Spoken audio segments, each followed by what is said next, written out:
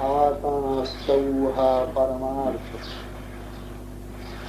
जो साधकांचा निजस्वार्थ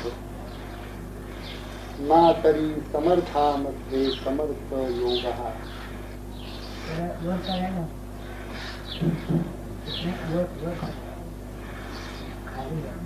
आहे तरी परम सुगम परिजनासी जाहरा दुर्गम का जयाचे चुक एक एक ओवी जेव्हा आपण चिंतन करतो त्या ओवीवर दासबोध ज्ञानेश्वरी या ग्रंथांच्या त्याच्या वेळेला ती ओवी अधिकाधिक कळू लागते. त्याचं चिंतन मनन झाल्यानंतर सहजच तद्रूप होत. चिंतने चिंतने तद्रूपता.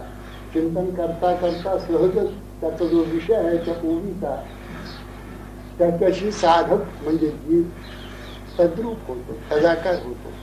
त्याला कळून चुकतं की हे करायचं आणि हे करायचं नाही. नाहीतर हे सोपं आहे तरी परम सुगम. परमार्थ अगदी सोपा. परमार्थ म्हणजे स्वरूप स्थिती या जन्मामध्ये प्राप्त करून घेणं म्हणजे परमार्थ. हीच परमार्थाची वाटचाल. हे अगदी सोपं आहे. पण सत समागम जर नसेल तर मात्र हे फार दुर्गम आहे असं समर्थ सांग. आहे तरी परम सुगम परिजनासी जाहला दुर्गम का जयासी तुकरे वर्म सत समागमाचे. सत समागम पाहिजे आणि सत समागमाचं वर्म ही कळलं पाहिजे तर हे सुगम होत. संत दुसरं काहीही सांगत नाही. संत म्हणतात आत्मदर्शन करून घेणं, देव ठाई पाडून घेणं, जीवशिवाचं ऐक्य होणं हे या जन्माचं फलित आहे. दुसरं आणखीन काही फलित नाही.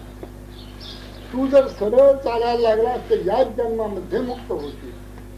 मरण कधीही सांगता येत नाही. म्हणून लवकरात लवकर आपण ते प्राप्त करून घेणं अगत्याचं आहे असं संत सांगतात. हे संत समागमाचं वर्म आहे. एवढंच काही ते संत समागमाने साधायचं आहे. संतांना आपोआप गाड्या मिळतात म्हणून आपल्यालाही गाडी मिळेल, त्याच्यात बसायला मिळेल म्हणून संत समागम नाही. संतांना वर्म आहे. संत फक्त परमार्थ कसा करायचा ते सांगतात. परमार्थ नेमका काय ते सांगतात. परमार्थ म्हणजे स्वरूप स्थिती आणि तिथे जाण्याचा मार्ग सांगतात. तिथे जाण्याचा मार्ग यांनी सांगितलेला आहे. आता हे सगळे श्लोक ओव्या तशाच आहे. तुम्ही नाम घ्या तिथेच जा, तुम्ही ध्यान करा तिथेच जा. तुमच्या अंगात शक्ती असली तर हठयोग देखील केला तरी कोणाची काही ना नाही, तुम्ही जाऊ शकता. तिन्ही बंधासहित प्राणायाम करा चालेल. कुठून तरी त्या भगवंताकडे जायचं हे मात्र विसरू नका. तुम्ही सोहम ध्यानाला गेला डायरेक्ट मार्ग आहे एकदम तोच मी या बोधात येऊ शकता. तुम्ही आळंदी पंढरी मोठ्या प्रेमाने केली तिथेच जाता. तुम्ही सज्जनगड गोंदवलं पावस तुम्ही मोठ्या प्रेमाने गेला तिथे आपलं सर्वस्व मीपणा विसरून त्यांच्या चरणी लोटांगण घातलं. शेवटी मी आणि माझं जावं आणि जीव एकरूप व्हावा जो आहे मुळात सच्चिदानंद त्याची स्वरूप स्थिती त्याला प्राप्त व्हावी एवढ्याच उद्देशाने आपण कुठेही जात असतो. तरी देखील त्या साधनेने देखील त्या जीवाला मोक्ष प्राप्त होतो, त्याचा उद्धार होतो, तो पूर्ण होतो, तो सच्चिदानंद होतो. सत समागम जर करायचा असेल तर काही पथ्यही पाळायला पाहिजे. तरी दुःसंग वर्ज केला पाहिजे. साधकांनी पहिली जर गोष्ट करायची असेल दुःसंग हा सर्वथैव त्याज्य. नारदांनी सांगितलंय दुःसंग अगदी उपयोग नाही. जी मंडळी उघड उघड व्यसनाधीन आहे, जी मंडळी उघड उघड मत्सर दंभ अहंकार काम आणि क्रोध याच्या किरी दुसरं ज्यांच्याजवळ काही नाही, कधी देवाचं नाव देखील ज्यांनी कधी घेतलं नाही आयुष्यात, त्यांच्या संगतीला जर आपण गेलो नाही 4 शब्द जरी त्यांच्याजवळ बोलतो आपण तरी देखील आपला अतिशय हानी होते असं नारदांचं मत आहे आणि सर्वांचंच मत आहे सर्व संतांचं. दुःसंग हा सर्वथैव त्याज्य. आपण कधी जात नाही त्यांच्या संगतीत, कधी राहत नाही त्यांच्याशी, आपण बोलत नाही. ते आपल्या ग्रहास न आणावे, आपण त्यांच्या सदनास न जावे, हे त्याजावे जीवे भावे, जीवी सुश्र हिंस ग्रह. जर 16 ब्राह्मण असेल तर जो खाटी खाना वर्ज करतो तसं हे वर्ज करावं. दुःसंग सर्वथैव त्याज्य. आपले पत्ते पिसत बसले जन्मभर, आपण त्यांच्या संगतीला जाऊ नये, त्यांना पिसू दे, त्यांना काही बोलू नये, त्यांना काय करायचं असेल ते करू दे, आपण त्यांच्या वाट्याला जाऊ नये. परंतु आपण मात्र तिथे बसून जर 5-10 मिनिटं जर गेलो आणि बसलो, तिथे पुण्यामध्ये एक गांजा मारुती असं म्हणतात, बुधवार चौकात कुठेतरी, तिथे समजा आपण नुसतं बसलो, आपण काही केलं नाही, आपण गांजा ओढला नाही, आपण त्यांच्यातलं नाही, ओढणारी दिसत यांच्यातली दिसत. म्हणून दुःसंग सर्वथैव त्याज्य. काम, क्रोध, मोह, स्मृतिभ्रंश, बुद्धिनाश, सर्वनाश कारणत्वात्. त्यांनी सर्व नाश होता असं नारदांचं म्हणत आहे. जी काय आपण साधना अल्प स्वल्प करत असू त्या सगळ्याचा नाश होत. म्हणून दुःसंग सर्वथैव त्याज्य. दारू पितात, आपण जायचं नाही त्यांच्या, काही वेडवाकडे खातात, आपण त्यांच्या वाट्याला जायचं नाही, ते आपल्या वाट्यात. त्यांना आपल्या घरी नको, आपण त्यांच्या घरी नको. तर नकोच त्याज्य. नामस्मरण करतोस का? येतो. तू ध्यान करतोस का? येतो. तू काय गीता, ज्ञानेश्वरी, दासबोध वगैरे ग्रंथ वाचतो? येतो. तू नाथ भागवत मोठ्या प्रेमाने वाचतोस? येतो. तू अभंग मोठ्या प्रेमाने म्हणतोस का भगवंत प्राप्तीसाठी? येतो. दारू पित नाहीस ना, असलं तसलं खात नाहीस ना, मग येतो. जर तू खात बाबा मला इच्छा होईल, कारण तरंगा इता आपी इमे, ह्याचे तरंग प्रत्येकाच्या अंतःकरणात असतातच. संघात समुद्रायंती, ज्यांचा जर संघ घडला तर आपल्यामध्ये ते काम, क्रोध, मोह, दंभाचे संस्कार अधिक वाढ. हा अनुभवच. तुम्ही कुठल्याही दुःसंगाच्या ह्याच्यामध्ये जाऊन बघा, एक 5-10 मिनिटं तिथे बसा, तुमच्या अंतःकरणावर विचित्र परिणाम होतात. म्हणून साधकांनी एक कटाक्षणी टाळावं, सत्समागमच करावं तर हे सुगम. 2 दिवस सत्समागम आणि 1 दिवस जर दुर्जनांचा सहवास घडला, तुमची 2 महिन्याची साधना शून्य झाली आज, असं सांगा. म्हणून आहे तरी परम सुगम, परी जनासी जाहला दुर्गम, का जयाचे चुकले वर्म सत्समागमाकडे. अगदी सोपं आहे. आहे तरी चहूकडे. परमेश्वर नाही असं ठिकाण नाही. कशी चूक झाली आपल्याकडून पहा, जीवा काढला.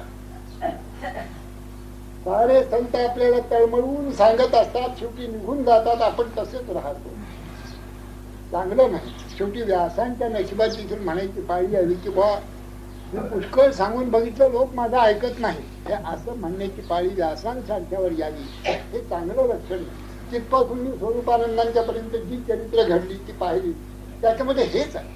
समर्थांच्या नशिबी हेच आलेलं, ज्ञानोबांचे हेच आलेलं आहे. किती आळंदीतले लोक उद्धरले असं जर विचारलं, ज्ञानेश्वरांसारखा संत सम्राट तिथे असताना काय 2-5 लोक कोण होईल काका, एखादा विसोबा घेतं किंवा 2-5 लोकांपेक्षा 6वं मनुष्याचं नाव नाही. ठीक आहे, सज्जनगडचे किती उद्धरून गेले, काय 2-5 लोक, 10 लोक, त्याच्यापेक्षा अधिक. पावस मध्ये काय झालं, स्वरूपानंद एवढे थोर पुरुष होऊन गेले, काय झालं, पावस मधली 5 माणसं देखील मला माहिती नाही की जी महाराजांकडे येत होती, निदान उद्धार जाऊ दे. काय ही स्थिती आहे बरं. काय महाराजांनी केलं होतं असं यांचं. 1974च्या सुमाराची ही गोष्ट आहे. 1974 महाराजांना जरा आवाज झाला तो सण होत. तिकडे नदीच्या पलीकडे कसला तरी उत्सव चालू होता, त्यांचा कारणा एक नदीच्या अंगाला होता. त्यामुळे इकडे महाराजांच्याकडे आवाज येत होता. रात्री 9 झाले तर महाराजांनी सांगितलं की बा हा करणा इकडे काही कोणी माणसं बसलेली नाही, तर करण्याचं तोंड जर तिकडे फिरवलं तर बघा, फिरवून बघा, जमलं तर बघा. आता महाराजांचं सांगणं किती मृदू असेल. त्याप्रमाणे कोणीतरी गेला आणि त्याला सांगितलं बा हे करण्याचं तोंड जे नदीकडे आहे त्यांनी त्रास होतो महाराजांना, तर आपण जर असं फिरवलं तर बरं. त्याच्यावर उत्तर, तुमच्या महाराजांना 1974च्या सुरुवातीची गोष्ट मी आपल्याला सांगतो. तुमच्या महाराजांना एवढाही आवाज जर सहन होत नसेल तर त्यांनी हिमालयात निघून जावं. हे उत्तर आहे. पावस गावामधल्या मंडळींचं हे उत्तर आहे. लक्षात आलं. दुसऱ्या दिवशी सकाळी महाराज म्हणाले ठीक आहे. मग त्याला ते काही झोप येण्याची शक्यताच नव्हती. त्यांची प्रकृती अत्यंत हे झाली की थोडा मासात काय ते बोलायची काही सोय नाही. दुसऱ्या दिवशी त्यांनी एक निरोप पाठवला की माझ्यामुळे या गावाला फार त्रास झालेला आहे. माझ्या इथे असण्यामुळे या गावाला फार त्रास झालाय. याची कल्पना मला आहे. पण आता यापुढे फार काळ तुम्हाला त्रास सहन करावा लागेल असं वाटत नाही. काय ही स्थिती दाखवते बरं? संतांच्या बाजूने आपण काही आहोत, त्यांचं आपण ऐकतो, अशी स्थिती आहे का त्याच्या विरुद्ध आपली कुठेतरी वाटचाल चालू आहे? ते जे काही सांगत नाही, ते जे काही बोलत नाही, ते जे काही करीत नाहीत, त्यांचा आरोप त्यांच्यावर करून त्यांच्या विरुद्ध काहीतरी बोलून काय साधतं ह्याच्यामध्ये हेच मला कळत नाही. आपलंच नुकसान आपण करून घेतो आहोत. संतांचं काही होत नाही, ते बिचारे निज धामात निघून जातात, आनंदात जातात. स्वामी निज धामी चालले, अंतरी निज नामी रंगले. पावस तसंच राहील, अगदी तसंच राहिलं. का आहे त्याच्यामध्ये शंका घेण्याचं तिथे जागा नाही की एखादी व्यक्ती पावस म्हणजे मला दाखवता येणार नाही की ही पहा महाराजांचं अनुसरण करून ही बाहेरच कसं आता 3 तास ध्यान, 2 तास नामस्मरण, असं काय 5-10 मिनिटं देखील कोणी ध्यानाला बसत नाही, अशी परिस्थिती पावस नाही. गोंधळाची तीच हकीकत आहे. खुद्द महाराज असताना त्यांच्या भाऊबंधांनी त्यांना गावाला बोलवून, आता काय बोलायचं, मत्सर आणि द्वेष कुठपर्यंत जातात माणसं सांग. त्याने असं बसवलं खाली, 2-3 भाऊ समोर त्यांच्या शेजारी आजोबाला बोलण्यामध्ये गुंतवलं महाराजांना. एक भाऊ पाठीमागच्या बाजूनी पाठ्यावर चढला आणि एवढा धोंडा त्यांच्या कपाळात घातला. आता बोल, आता ह्याच्यापेक्षा आणखी संतांच्या विषयी काय काय केलं होतं महाराजांनी? त्यांचं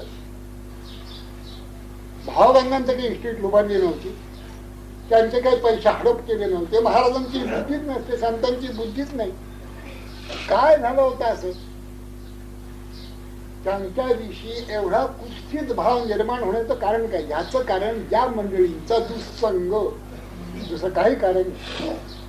हे अशाच लोकांमध्ये वावरतात, अशाच ठिकाणी बसतात, अशांच्यामध्ये बोलतात की त्यांच्या अंतःकरणामध्ये विपरीत बोध निर्माण होतो. असं होतं का? मला आपण अगदी कटाक्षाने हे सगळं टाळलं पाहिजे. दुःसंग हा सर्वथैव त्याग. नाहीतर मग वस्तुतः भगवंत सगळ्या ठिकाणी अगदी ओतप्रोत भरून असताना आम्हाला तो दिसत नाही. याचा अर्थ काय आहे? तरी चहूकडे पडे, अनुमात्र दृष्टी न पडे.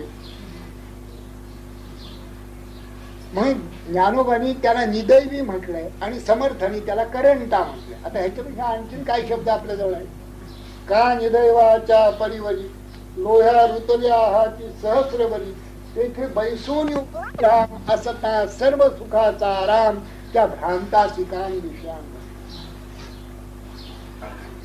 आहे. सगळ्या ठिकाणी नटून राहिले. लक्ष्मी मध्ये करंटा, करंटा नाही त्याचे दरिद्र अधिकची सांगले, नवल केले परमानंदे परम पुरुषे. आता ह्यांच्यासारखी मंडळी असं म्हणतात, ठीक आहे नवल झालंय प्रभूचं मोठं, की हा जीव लक्ष्मी मध्ये म्हणजे सगळ्या ठिकाणी भगवंत आहे, त्याच्यामध्ये नांदतोय, बोलतोय, हलतोय, चालतोय. आणि याला लक्षात येत नाही की भगवंतच आहे, बोलतोय, चालतोय तो. हा करंटा. साधक सिद्ध झाल्यानंतर त्याच्यापेक्षा सगळ्या ठिकाणी भगवंत आहे. साधक जोपर्यंत साधक असतो आणि साधना करत असतो तो ते पक्षी संत हे भगवंत.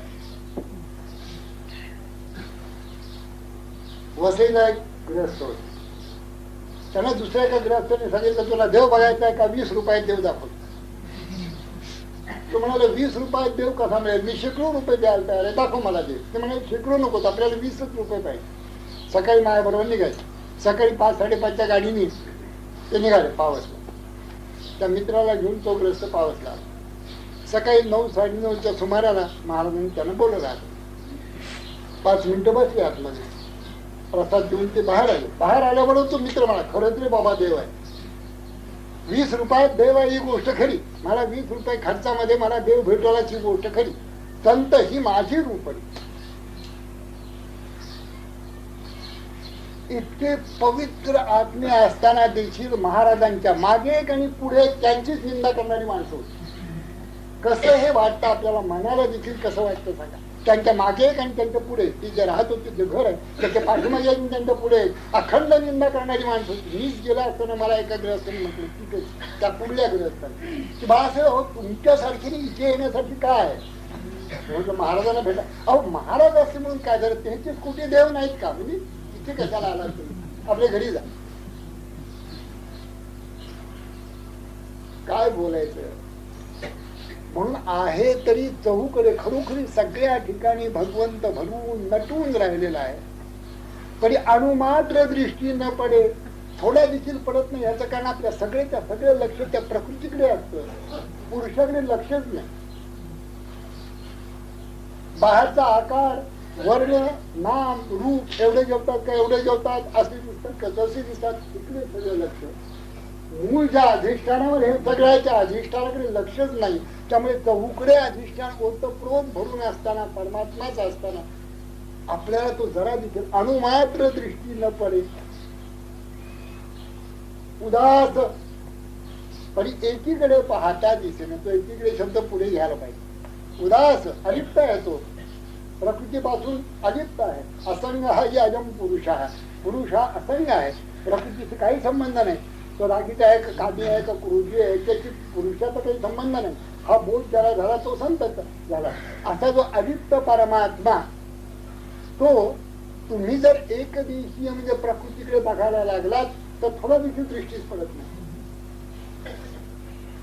उदास एकीकडे पाहता दिसे ना. तुम्ही एक दिवशी जर पाहायला लागलात, एकीकडे पाहायला लागलात, त्या प्रकृतीकडे पाहायला लागलात, जी काय हलते डोलते बोलते चालते त्याच्याकडे पाहायला लागलात, तर चालते शरीर कोणाची सत्य, कोण बोलवी ते हरिविन, त्या कोणाकडे लक्षच लागत नाही. बाहेरच्याच गोष्टींकडे लक्ष लागत. एकीकडे पाहता दिसेना. पुढली ओबी बघा, प्रत्येक ओबी बघा. आपण प्रत्येक ओबी तपासतो. आकाश मार्गी गुप्त पंथ. पुढल्या वर्ष 1681 ने 1981 300 वर्ष महाराजांना पुरी झाली आता. आणि त्याचा मोठा उत्सव महाराष्ट्रामध्ये होईल. समर्थांना जाऊन 300 वर्षात होतील. मोठा उत्सव होईल. त्या प्रसंगी आपलंही काहीतरी एक कॉन्ट्रीब्युशन असावं, लहानसं अल्पस. मग प्रवचनाला तो सुरुवात झालीच आहे. पण 11 मानाचे श्लोक आणि या प्रवचनापैकी काही प्रवचन अशी छापून प्रसिद्ध करावी 1681 1981 साली असा मंडळाचा एक बेत आहे. तो बेत आम्हाला ती रस वाटते. मंडळ तसं आमचं मंडळ स्ट्रॉंग आहे. त्यामुळे ते अंमलात आणलं तरी राहणार नाही. तर 1600 आणि 1981 300 वर्ष होतात. काहीतरी यातली प्रवचन आहे तरी काय, समर्थांच्या दृष्टीने परमार्थ आहे तरी काय. परमार्थ म्हणजे स्वरूप निज ठेवा, निज ध्यास हे शब्द आहेत समर्थांचे. निज ध्यास तो सर्व तुटोनी गेला. निज ध्यास स्वरूपाचा अनुसंधान. आणि स्वरूपाचा अनुसंधान हा शब्द देखील समर्थ ठिकठिकाणी वापर. स्वरूपानुसंधान बळे अवघी माया नाचले. माया सगळी संपते, त्याचा पार न कळे ब्रह्माधिकार. सदा स्वरूपानुसंधान हे मुख्य साधूचे लक्षण. जनी असोनी आपण जना वेगळा. स्वरूपाचा अनुसंधान बाहेर साधकाची परी आणि स्वरूपाकारांतरी. असं स्वरूपानुसंधान, स्वरूपाकार, निज वस्तू, निज ध्यास, निज स्वार्थ असे शब्द वापरतात. समज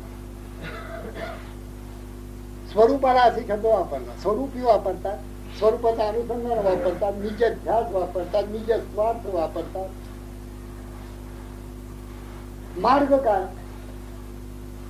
तो भगवंत सगळ्या ठिकाणी असून देखील मला दिसत नाही. काय केलं म्हणजे दिसेल. आकाश मार्गी गुप्त पंथ जाणती युगीये समर्थ इतराचा गुह्यार्थ सहसा न करे. आता इथे त्यांचा स्वरूप संप्रदाय सांगायचा सारा आला. स्वरूप संप्रदाय अयोध्या मठ हा जो स्वरूप संप्रदाय आहे तो सगळ्याच्या सगळ्यात इथे आलेला आहे. आकाश मार्गी गुप्त पंथ. आकाश मार्ग हे आकाश नव्हे, काय नव्हे, चिदाकाश. हृदय आकाश, चिदाकाश, मूर्धी आकाश यालाच म्हणतात. हे जे रिजन आहे याला चिदाकाश, आकाश, हृदय आकाश, मूर्धी आकाश या त्रिकुटापासून ब्रह्मरंध्रापर्यंत हा सगळाच भाग याला चिदाकाश म्हणतात. आकाश मार्ग वर जाणं, अंतर पवन वर नेणं. प्राण ऊर्ध्वगामी करणं, प्राणाबरोबर मन ही ऊर्ध्वगामी करून त्या मनाचा आणि प्राणाचा या आकाशामध्ये लय करणं. क्षण क्षण हा आकाश मार्गाचा गुप्त पंथ आहे. तिचे अर्थ पुष्कळ केलेले आहेत. त्याच्यामध्ये आकाश मार्गी परमार्थ म्हणजे आकाश मार्गांतील एक गुप्त पंथ आहे. परम सूक्ष्म अशा आकाश तत्वांतून विवेक आणि अहंभाव रहित होऊन संसार जाण्याचा मार्ग आहे असा अर्थ केलेला. पण वरच्या सगळ्या ओव्या आणि पुढे आलेल्या ओव्या हे याला पोषक नव्हते. अर्थात आकाश मार्गी गुप्त पंथ, चिदाकाशामध्ये मनाचा लय करणं आणि पाठीमागून प्राणाचा लय होणं हा जो राजयोग, त्या राजयोगाचा स्पष्ट उल्लेख ह्या ओवीमध्ये आहे. आकाश मार्गी गुप्त पंथ, कारण पुढे पाहणं जानती योगीये समर्थ. योग्याने हे कळतं, जे जाणकार योगी आहे त्यांना लक्षात येतं त्या आकाश मार्गात जाण्याचा गुप्त पंथ आहे. कारण दोन नाड्यांनी जो श्वास चाललेला असतो त्या दोन्ही नाड्या सोडून देऊन मध्यमेतनं श्वास घेणं एक प्रक्रिया आहे. सांडुनी दक्षिण वाम, ज्ञानेश्वर तेच म्हणतात. सांडुनी दक्षिण वाम प्राणापान सम चित्तासी व्योमगामी करीती.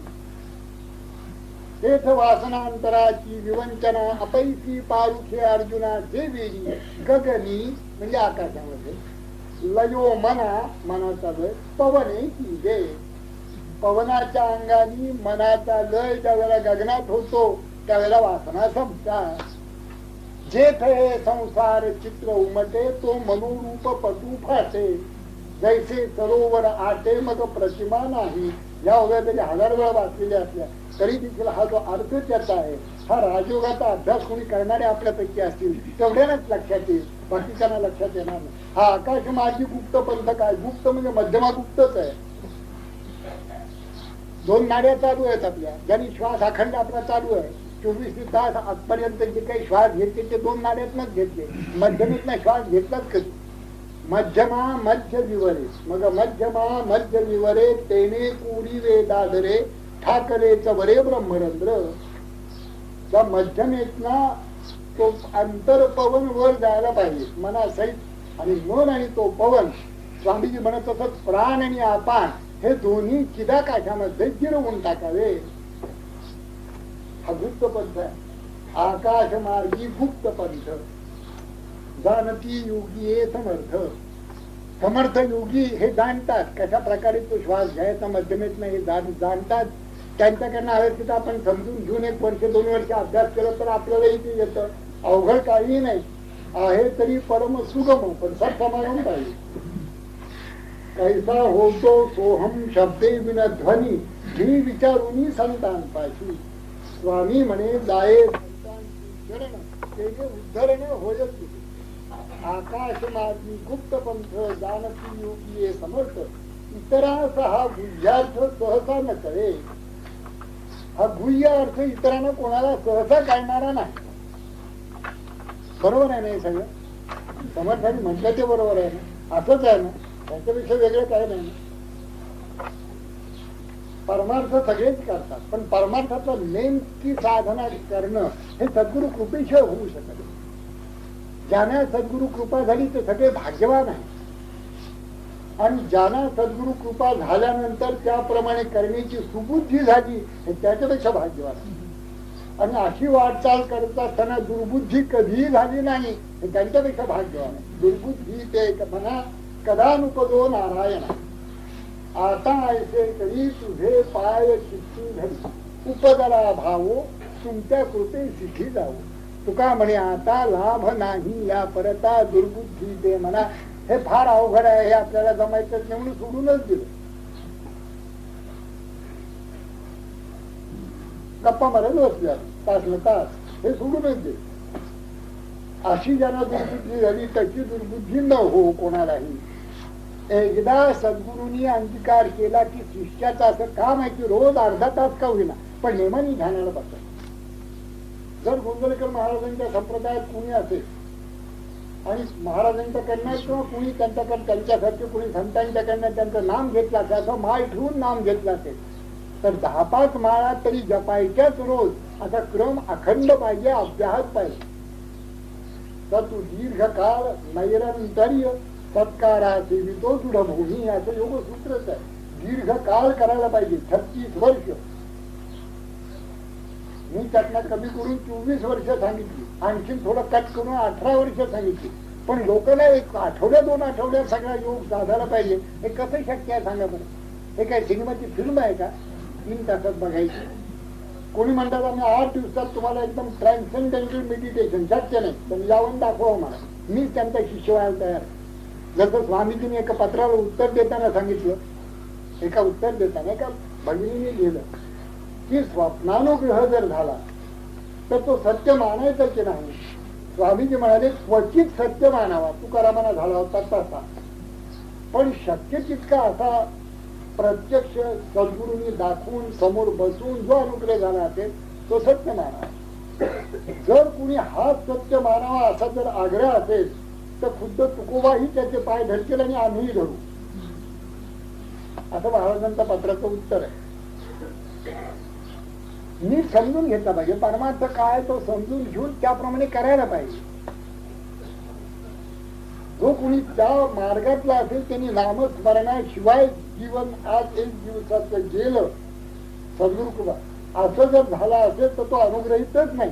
बरोबर, महाराजांचा स्वरूपानंदांचा अनुग्रहित आहे. ध्यान केल्याशिवाय 1 दिवस गेला असं जर झाला असतं तर तो अनुग्रहित होत नाही. पुन्हा त्याने अनुग्रह घ्यावा, त्यांच्या पठडीतल्या एखाद्या सत्पुरुषाचा अनुग्रह घ्यावा आणि अनुग्रह घेऊन पुन्हा त्यांनी करायला लागावं. त्याच्यावर काही परिणाम झाला तर पुन्हा होऊ शकेल. पण ध्यानच न करता मी स्वरूपानंदांचा अनुग्रहित आहे, मी गोंदवलेकर महाराजांचा अनुग्रहित आहे, मी समर्थांचा अनुग्रहित आहे. ध्यान नाही, नाम नाही, 2च गोष्टी. त्यापैकी 2ही कराव्या, कारण एकच गोष्ट 24 तास करण्याची शक्यता आपल्याला नाही. मग दोन्ही गोष्टी कराव्या. 1 तास 2 तास ध्यान करावं, 1 तास 2 तास नामस्मरण करावं, 1 तासभर सुद्धा ज्ञानेश्वरी वाचावी. 5 तास काय जास्त आहे? संसारामध्ये कशाला पण रस्त्याने जर गप्पा मारत एखादा जर उभा राहिला तर 3-3 तास राहत. भान राहत नाही वेळेचं, देहभाव झडझडून जातो. राजकारण समाजकारण ऐकत असतात. तर मग याच्यामध्ये काय हो, ध्यान धारणेला नामस्मरणाला आपल्याला 2-3 तास काही जास्त नाही करायला पाहिजे. कारण हा सूक्ष्म पंथ आहे. दृश्यते तो अग्रया बुद्ध्या सूक्ष्मया सूक्ष्मदर्शी. हे अत्यंत कठीण आहे. हा मार्ग तसा सोपा नाही आहे तरी परम सुगम, पण सत्समागमाचं वर्मच आपल्याला माहिती नाही. त्यामुळे हा मार्ग अवघड आहे. आपण नित्य नियमाने दीर्घकाळपर्यंत सातत्याने करत राहिलं पाहिजे. खरोखरीच आपलं शरीर जे दिलेलं आहे इतकं उत्तम दिलेलं आहे परमेश्वराने. 60 वर्ष त्याला काही होत नाही. अगदी जर भजीरोग खात असला तर पोट बिघडेल, पण नसेल तर मग व्यवस्थित राहायला काही हरकत नाही. युक्ताहार विहार जर असेल तर 60 वर्षापर्यंत या देहाला काहीही होत नाही. तो अगदी 2-3 तास बसायचा अगदी उत्तम क्षमता त्याच्यामध्ये आहे. तो 2-3 तास ध्यानाला सहज काही अवघड नाही. मनच तयार नसतात. तर मनाला अशी भीती वाटते की हा जर ध्यानाला बसला तर माझं अस्तित्वच संपते, आणि म्हणून ते बंद करून कुठेतरी जात आहे. एका भगिनीने गोंदवलेकर महाराजांना एका भगिनीने विचार की महाराज, ज्या वेळेला आपण व्यवहारातलं काही एखाद्या गोष्टीचं चिंतन करत असतो त्यावेळेला त्याच्या अनुषंगिक असे विचार येतात. समजा घराविषयी चिंतन करायचं, हल्लीचे भाडे केली ते 6-6 महिन्यात कसं भाडं देत नाही, ते कसे आता आरेरावी करतात, हल्ली घर बांधायला अनुषंगिक असं चिंतन घडतं. पण आपण नामस्मरणाला अथवा ध्यानाला बसलो की त्याच्याशी विलक्षण असे विचार सारखे येतात. ह्याचं कारण काय असं किती प्रश्न. आता राम नाम घ्यायला बसलेला आहे आणि विचार चालले ब्युटी क्रॉस रोड, हे जे काय चाललेलं आहे ह्याचं कारण काय. तेव्हा त्यांनी ही गोष्ट सांगितलेली आहे. ते म्हणत असं की जोपर्यंत इतर गोष्टींचं तुम्ही चिंतन करता संसारातलं, तोपर्यंत हे जे षड्रिपू आहेत, काम क्रोध दोष मत्सर दंभ अहंकार इत्यादी, यांना काही प्रश्न नसतो. ते म्हणजे ठीक आहे बा, ह्याचं चिंतन म्हणजे आपलंच पोषण. ज्यावेळेस तुम्ही भगवंताचं नाम घ्यायला सुरुवात करता तेव्हा जणू काही ह्यानं नोटीसच मिळतात. हे भाडेकरी आहेत पक्ष बसलेले, ह्यांना नोटीसा मिळतात आणि त्यांची चळवळ सुरू होते की ह्यांनी जर खरंच नामस्मरण केलं अथवा ध्यान झालं तर आपली घरं रिकामी करायला लागतील. त्यामुळे याला नाम घेऊ द्यायचं नाही, ध्यान करू द्यायचं असे सगळी मंडळी ठरवतात. आणि 6ही रिपू तुमच्यावर मारा करतात. आणि मनात आपल्याला माहितीच आहे, मन हे चंचल. आता मारा झाला की 1 महिना 2 महिने तो ध्यानाला बसतो, 4 महिने बसतो, 6 महिने बसतो, चिवट असलं तर बरं तेवढं बसतो. मग म्हणतो नाही बा जमतच, सोडून दे.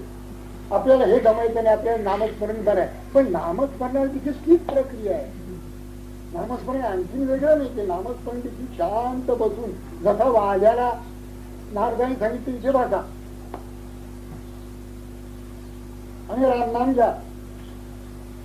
वाल्या जो बसला तो उठलत नाही. पुन्हा नारद आले, वारुळ वाढलं होतं तिथपर्यंत आतून ध्वनी होत होता श्रीराम श्रीराम. तो उठला, तो वाल्मिक ऋषी होऊनच उठला. नामस्मरण तेच आहे, ते शांत बसून थाळीत बैठोनी करा एक चित्त आवडी अनंत आळवावा असंच नामस्मरण करायचं. ध्यानी सतत आणि नामस्मरण सतत. ध्यानामध्ये मनाचं उन्मन करायचं. आपण सगळ्या प्रक्रिया लक्षात ठेवा. हे देखील काय अखंड म्हणजे काय 100 वर्षातही प्रवचन होतील असं नाही. आता आमचंही वय झालं की नाही, किती वर्ष सांगायचं बरं. आता 23-24 वर्ष झाली सांगून. तर ह्या सगळ्या प्रक्रिया ध्यान आणि नामस्मरण याच्यात फरक काय? दोन्ही आमची एकच आहे. सुरुवातीला ध्यानामध्ये मनाचा लय चिदाकाशामध्ये करायचं आहे, ते आकाशमार्गी गुप्त पंथ. तसा मध्यमेतना श्वास आणखी मन हे दोन्ही चिदाकाशामध्ये लीन व्हायचा हा प्रकार आहे. मनच मधलं गेल्यामुळे मन हे मुद्दल जाये, त्याचे अहंभावाधिक ते आहे. म्हणून शरीरेची होय अनुभवितो, परब्रह्म होय अनुभवितो. शरीर चालत असताना बोलत असताना तो अनुभवी या आनंदाचा अनुभव घेतलेला परब्रह्म स्वरूपच होतो. मन इथे काढूनच टाकायचं आहे. मनाचं उन्मन करायचं आहे, मनाचं अमन करायचं आहे. नो माइंड स्टेट यायला पाहिजे. नामस्मरणामध्ये नो माइंड स्टेट नाही, ते मन नामाने भरून टाकायचं. इतकं की नामाखेरीच्या मनाला चैन पडता कामा नाही. नाम हे सच्चिदानंद आहे, मन ही सच्चिदानंद होतं. परमेश्वर ही सच्चिदानंद आहे. मन परमेश्वर स्वरूपच होऊन जात. मन आपला मत्सर हेवे दावे कुटीलपणा वक्रपणा हे सगळे टाकून देत आणि ते सच्चिदानंद स्वरूप स्वयं मनच होत. नाम घेता घेता श्रीराम श्रीराम असं करता करता मन हे आनंद निर्भर होऊन जातं. तू मन हे मीची करी माझ्या भजनी प्रेम धरी, हे महाराजांचे उद्गार याचे निदर्शक आहे. मन सच्चिदानंद स्वरूप. मन लीन होणं, मन सच्चिदानंद होणं दोन्ही एकच प्रक्रिया निर्णयाअंगाने होणाऱ्या असून त्याचा शेवट आत्मदर्शनामध्ये होतो. मग नामस्मरण काय ध्यान काय या दोघांपैकी कोणाही कुठल्याही एकाची काळ धरली तरी तिथे तर. आणि जो दोन्हीची काळ धरतो तो संतच होतो. ज्ञानोबांनी दोन्हींची काळ धरली, स्वरूपानंदांनी दोन्हींची काळ धरली. सगळे संत जेवढे होऊन गेले आजपर्यंत त्यांनी नाम आणि ध्यान या दोन्हींची काळ धरली. काही काळ ते तास 2 तास 3 तास ध्यानामध्ये वाटतात आणि बाकीचे तास 2 तास 3 तास नामस्मरणामध्ये अखंड कोणी आलं गेलं तरी नामाच्याच गोष्टी तत्चिंतनम तत्कथनम अन्योन्यम तत्प्रबोधनम. म्हणून जे मगाशी म्हटलं ते जो कोणी आपण ज्याला भेटू ना तो मनुष्य आपल्यासारखा नामधारक पाहिजे, निदान ध्यानाला बसणारा पाहिजे, नाम घेणारा पाहिजे तर बोलावं. तुम्ही म्हणाल बा आम्ही वाण्याकडे गेलो, मूळ पाहिजे साखर पाहिजे असं माझ्याला, तर त्याच्याकडनं अपेक्षाच नाही. आपल्याला वाण्याकडे जायचं आहे असं म्हटल्यानंतर आपल्याला गुळ घेण्यापेक्षा आपण अशी काम वाण्या घरी गुळ त्याचे याची कुळ काय की ते त्याचा प्रॉब्लेम नाही. आपण गेलो तिथे आपण गुळ घेतलं समज त्याच्याशी आपला संपर्कच नाही. पण बोलायचं त्याच्या घरी जर आपण जायला लागलो त्या वाण्याच्या आणि तिथे मग राजकारण समाज करण्याचा चर्चा करायला लागलो तो आपला दोष आहे. जेवढं अगदी जरूर आहे तेवढंच बोलावं, त्याच्यापेक्षा एक कणभर देखील अधिक बोलणं. त्याचं कारण आपण नामापासून च्युत होतो, आपण ध्यानापासून च्युत होतो, आपण स्वरूपाच्या अनुसंधानात च्युत होतो, असं सगळंच काही होऊन जात. म्हणून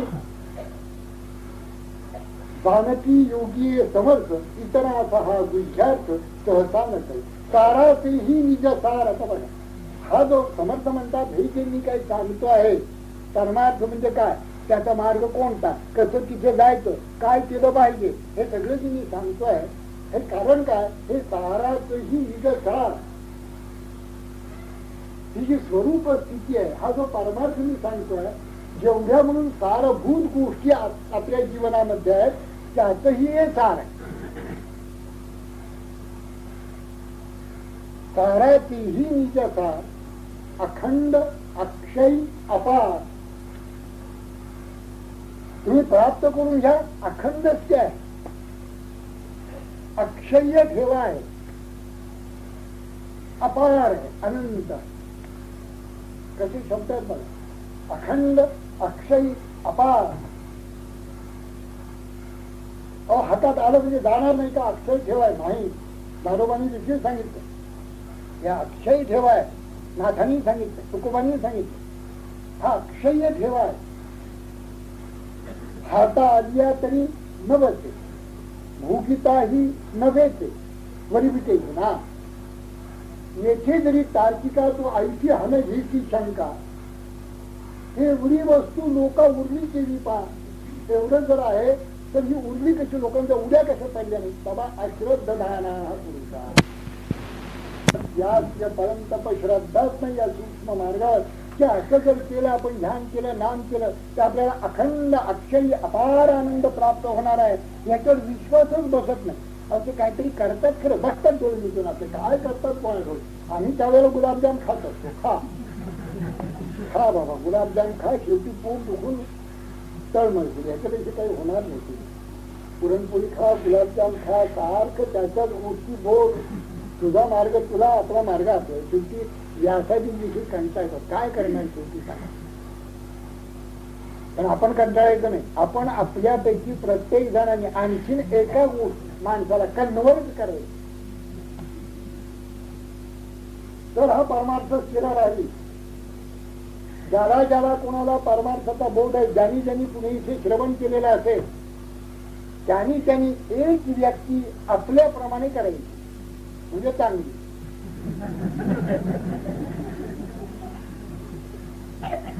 एक तरी व्यक्ती आपल्याप्रमाणे झाली पाहिजे. ती नाम घेत नव्हती, नाम घ्यायला लागली. ती ध्यान करत नव्हती, ध्यान करायला लागली. संतांची शक्ती अपार असते. ते शेकडो नव्हे हजारो लोकांना या मार्गाला आणतात, खेळतात. आपली शक्ती तेवढी नाही. आपण एक मनुष्य, आपल्या शेजारचा म्हणा, शेजारचा बोला तुमचा ऐकणार नाही, पण पलीकडल्या बोळातला ऐकतो. स्वामी इंग्रज जसे पावस मधनं कुणी आहे, पण आम्ही आपल्या पुण्यात नाही, पुन्हा कोल्हापूर मधनं, पुन्हा गोव्यात नाही, पुन्हा बेळगाव तिकडनं जातो. तिथलं कोण नाही.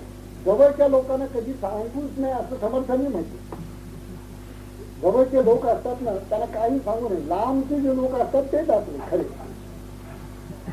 ही पत्र नुसती वाचली तर आपल्या डोळ्यात आनंदाची उभे राहते. आजच आलेली 2 पत्र आहेत. हे एवढं पत्र आहे, हे पत्र आहे. पण हे नागपूरच आहे, इथलं नाही. इथं नाही, 500 मैलाच्या पुढे बोला, इथं नाही. इथे म्हणजे बाळासाहेब नाही असं म्हणतो. कोणाही संतांची गोंदवलेकर महाराजांच्या गोंदवल्याला प्रतिष्ठा काय नाही, बाहेरून लोक आहे. पावसला स्वरूपाने पावसला प्रतिष्ठा काय नाही, बाहेरून आलं पाहिजे. आता ते बाहेरून आलं तर त्यांना लांबचं पाहिजे कोणतरी. Distance lends enchantment to the view. दुरून डोंगर साजरे असं म्हणतात, वाईट अर्थाने म्हणतात ते. पण संतांना तिथे दुरूनच पाहावं खरं. फार जवळ जर तुम्ही आलात न जाणे, फार बटाटे किती खातात हो. म्हणजे आता काय संतांना बटाटे खाण्याचा काही संबंध आहे का. संत आहेत मग आजारी कसे असं विचारणारी माणसं आहेत. आता संत मजबूत असले तरी मजबूत कसे, पोट मोठा असल्यानंतर पोट मोठे का, प्रत्येकाला उत्तर कुठे देणार सांगायला. मग कोणीतरी सांगितलं बाई आमचं पोट मोठं आहे, कारण तुमच्यासारखी मंडळी जे अपराध करतात ना ते सगळे पोटात साठवले जातात, म्हणून त्यांची मोठी पोट. आता काय बोलणार. मोठ्या पोटातून संतांचा काही संबंध आहे का. कृषक आणि संतांचा काही संबंध आहे का. पडवळ्याची भाजी आणि संत यांचा काही संबंध आहे का. पण महाराज एका साधकाने मला सांगितले, महाराज काय सांगू, आमचं महाराजांशी एवढं तादात्म्य झालं की ते पडवळ्याशिवाय काय खात नव्हते ना. मी त्या दिवसापासून ठरवलं पडवळच खायचं.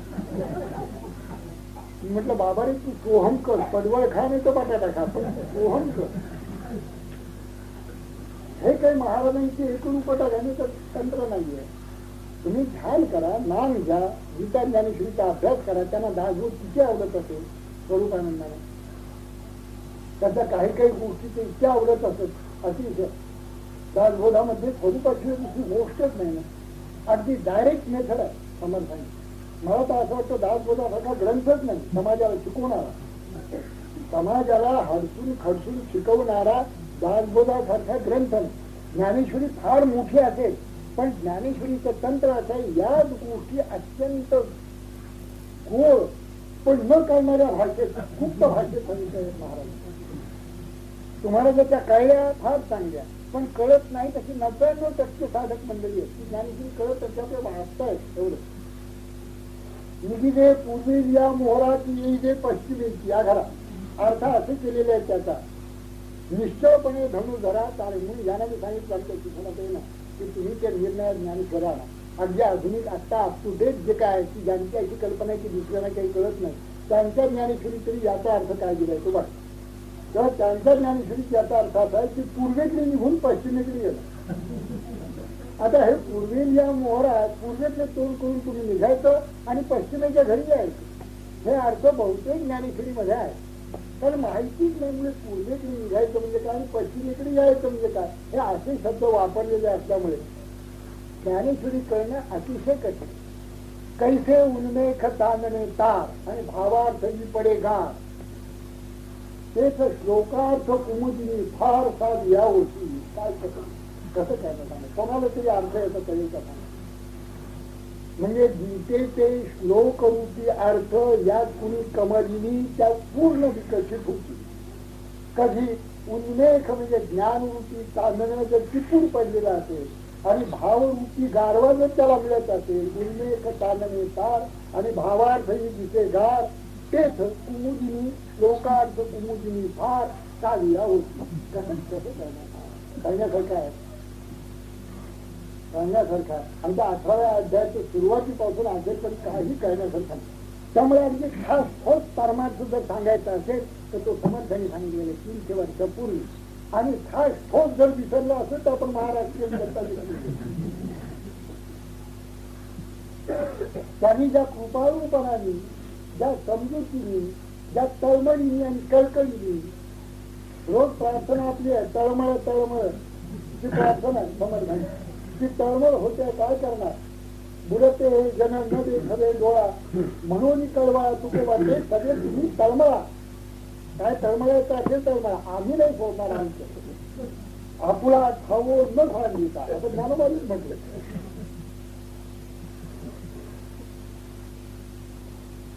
इतकं स्पष्ट तुझे पान आकाश मार्गी गुप्त पंथ जाणती योग्य समर्थ इतराचा विद्यार्थ सहसानक सारांची हिंजसार अखंड अक्षय अपार. अरे अनंत सुखाच्या राशी करायला थोडं ध्यान कर. आपल्याला लोक आपलं ते स्वरूपानंद व्हायचंय का समर्थ व्हायचंय, तुला काय व्हायचंय, तुझा आपला तो गळा जीव गोळी. फार मोठी माणसं असतात जन्मालाच यायला लागतात की त्यांचं सोडून द्या. आपला गळा उगवायला किती लागते, तास अर्धा तास ध्यान, 1 तास अर्धा तास नामस्मरण शांत बसून बस. 1 तासभर श्रवण गीता ज्ञानेश्वरी दासबोध कुठे ज्याला त्यातलं कळतंय अशाच्या मुखात शेव. ज्याला कळतच नाही ते समर्थाने म्हटले की आपण स्वतः गुटख्या खातो, लोक असं कैसा वाचवतो. तेव्हा ज्याला ज्यांनी त्याचा अभ्यास नीट केलेला आहे, निदान पक्षी परोक्ष ज्ञान ज्याला झालेलं आहे आप्त वाक्यावरनं, त्याच्या मुखात नाही तास अर्धा तास श्रवण बस. त्याच्यापेक्षा बाकी संबंध 20 तास तुम्ही काय प्रपंच असेल तो करत राहा. फक्त पक्ष एकच पाळा, कुसंग टाळा, सत्संग धरा, याला पोषक होईल अशी कर्म करा, आहार विहार सगळं बस संपलं. ह्याच्यापेक्षा आणखी काही नाही. किती सोपं आहे तो काय अवघड.